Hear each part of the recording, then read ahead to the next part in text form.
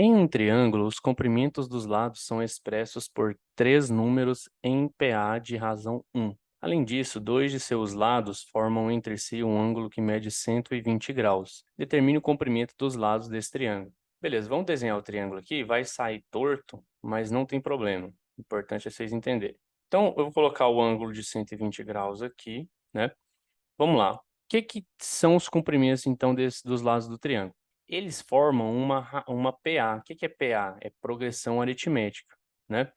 De razão 1, ou seja, os três lados, por exemplo, eles formam uma sequência onde o segundo no termo, né, o segundo número vai ser uma unidade maior que o primeiro número, e o terceiro vai ser uma unidade maior que o segundo número, entendeu? Então, vamos pensar assim, eu não sei nenhum dos valores. Então, se eu chamar aqui de x, esse primeiro termo, o segundo termo, obrigatoriamente, seguindo a razão, que é de uma unidade, terá que ser x mais 1. E o terceiro termo, em função desse primeiro termo aqui, que é x, vai ter que ser o quê? X mais 2, certo? Por quê? Porque mais duas unidades do primeiro e mais uma unidade do segundo. Então é isso, ó, x mais 1, x mais 2, tranquilo? Aí, onde que está situado cada um? Presta bem atenção aqui. O ângulo de 120 graus, ele é o maior ângulo desse triângulo. Por que que eu sei disso? Porque para ser um triângulo, né, esses dois outros ângulos aqui, a soma deles tem que dar o total para atingir os 180. Então, aqui, esse mais esse tem que somar para dar 60 graus, entendeu? Porque a soma dos ângulos internos de um triângulo é 180 graus, certo? Então, esse ângulo, ele é o maior ângulo desses três ângulos aqui. E, por consequência, o maior ângulo, o lado oposto a ele tem que ser o maior lado, tá? Então, ou seja, qual que é o maior lado aqui? Com certeza é o x mais 2, certinho? E aí, aqui não tem diferença nenhuma. Pode pôr o x ali, x mais 1 aqui, não tem problema nenhum, tá? Beleza, Gustavo. Agora, até aqui eu entendi, então. Agora, o que que a gente precisa lembrar? Cara, eu tenho o quê? Eu tenho um ângulo, né? E entre esse ângulo tem dois lados. Então, com certeza, isso aqui eu vou usar o quê? Lei dos cossenos, não é isso? O que que a lei dos cossenos nos diz? Que o lado oposto ao ângulo conhecido, ao quadrado, será igual à soma dos quadrados dos outros dois lados, né? Menos duas vezes cada um dos dois lados, vezes o cosseno do ângulo entre esses lados, que é então o cosseno de 120 graus. Beleza? Beleza. Gustavo, aqui é produto notável bem conhecido, que é o produto da soma de dois termos. Perfeito. Então, vamos desenvolver ele. Vai ficar x ao quadrado, mais duas vezes o primeiro vezes o segundo, vai dar então 4x, né? Mais o quadrado do segundo, que é igual a x quadrado. Aqui é a mesma coisa, o quadrado do primeiro, mais duas vezes o primeiro vezes o segundo, que dá 2x, mais o quadrado do segundo. E aqui ficou 2x, vamos fazer o chuveirinho, né? Então, vai ficar menos 2x vezes x dá menos 2x ao quadrado. E menos 2x vezes 1 dá menos 2x. Aqui eu vou colocar ainda parênteses, tá? Vocês vão entender por quê. Vezes o cosseno de 120 graus. Aqui a gente tem que ter uma ideia, galera. O que que é o cosseno de 120 graus, tá? Se eu pegar o ciclo trigonométrico aqui, 120 graus, ele está mais ou menos aqui, ó, 120 graus. E aqui é o segundo quadrante. O cosseno no segundo quadrante é negativo, viu? Tem que prestar atenção nisso, senão erra o exercício. O cosseno no segundo quadrante do ciclo trigonométrico é negativo. E aí a gente vai traçar aqui, ó, o ângulo que espelha ele, né, no primeiro quadrante, que é o ângulo de 60 graus. Então, eles são iguais, porém com sinais diferentes, porque o cosseno de 60 graus ele é positivo, né? Tá no primeiro quadrante, o cosseno no primeiro quadrante é positivo. Porém, no segundo quadrante é negativo. Então, ou seja, o cosseno de 120 graus é igual a menos o cosseno de 60 graus.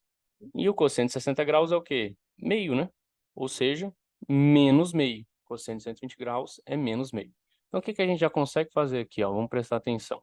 Eu tenho aqui, ó, x² desse lado e x² do outro lado da equação, então já posso cancelar. Então vai sobrar o que aqui? Vai sobrar 4x mais 4, que é igual a x² mais 2x mais 1.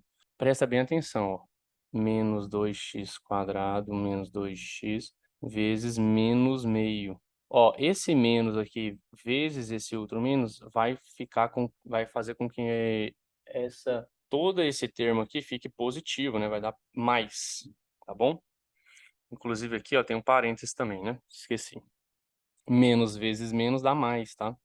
Então aqui, ó, vai ficar 4x mais 4, que é igual a x² mais 2x mais 1, menos vezes menos dá mais. Note que aqui eu tenho 2 e aqui eu também tenho 2. E aqui, ó, eu tenho uma divisão por 2. Então, esses dois termos aqui, ó, consigo cancelar, tá? Então, ela vai acabar ficando o quê? Mais x² mais x, tá? Porque aqui, ó, menos vezes menos. E aqui esse menos vezes esse menos também fica mais, beleza? Tomem cuidado, é aqui que o pessoal erra, viu? Enfim, então, continuando aqui. x² mais x² vai dar 2x². Esse 4x eu vou passar para cá. Vai ficar menos 4x. Mais 2x dá menos 2x. Mais x dá menos x. Então, menos x aqui. E esse 4 vem para cá, menos 4. Então, menos 4 mais 1 dá menos 3. Pronto, menos 3 igual a zero. Opa, deu a equação de segundo grau. Vamos resolver, né? 2x² menos x menos 3 igual a zero. Então, vai ficar delta é b², ou seja, 1², né? Menos 4 vezes o a, que é 2, vezes o c, que é menos 3.